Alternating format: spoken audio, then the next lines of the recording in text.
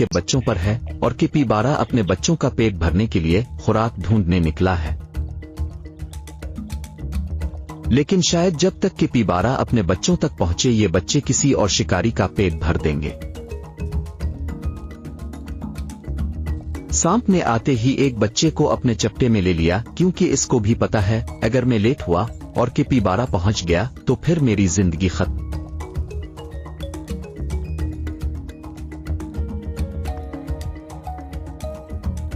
बना टाइम गवाते हुए एक बच्चे को सीधा निगल लिया।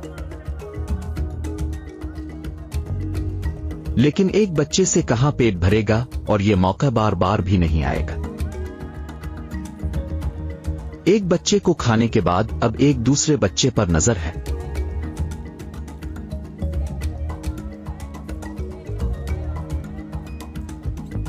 और उसको भी बना टाइम गवाते हुए उठा लिया। अब इस तरह आहिस्ता आहिस्ता एक एक करके सबको उठा लेगा और अपना पेट भर लेगा।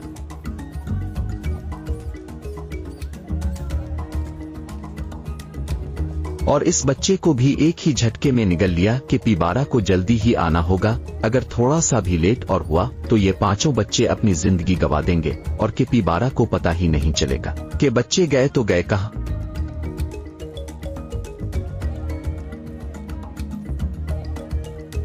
सांप हमेशा शिकार को टसने के बाद ही खाता है, लेकिन ये बच्चे अभी बहुत छोटे हैं तो उनको टसने की जरूरत नहीं, क्योंकि ये तो अपनी जगह से हल भी नहीं सकते। तो आराम से आहिस्ता आहिस्ता एक एक करके अपना पेट भरा जाए।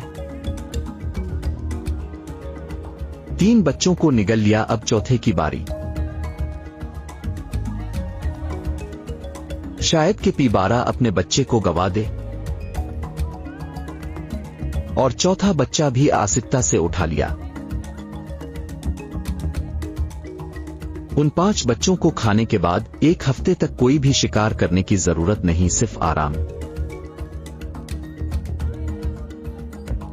अगर कैपिबारा इसकी मौजूदगी पर पहुंच भी गया तो अपने बच्चों को बचा नहीं सकेगा, क्योंकि इसे जैसे ही अंदाजा होगा कि मैं खतरे में हूं तो ये इसके बच्चे पर हमला कर देगा और इसे मार देगा और खुद भाग जाएगा। और फिर मेरे हुए बच्चे का कैपिबारा क्या करेगा? कैपिबारा को अपने बच्चे को छोड़ना ही होगा और फिर शिकार सांप का।